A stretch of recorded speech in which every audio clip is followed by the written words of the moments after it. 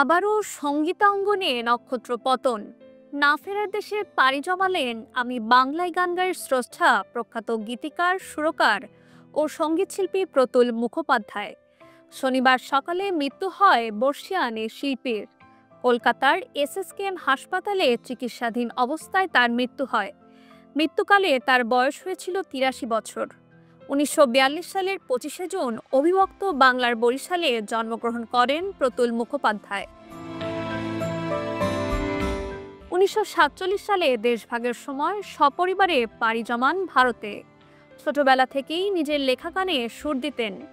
তার অসংখ্য গানের মধ্যে আমি বাংলায় গান গাই গানটি তাকে বিশেষভাবে পরিচিত করে তোলে শ্রোতা মহলে।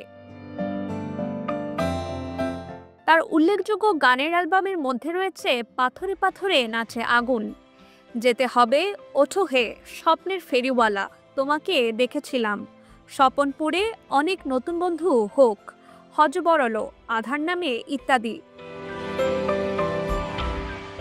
Naushin Taslim Rahman, Dhaka West news.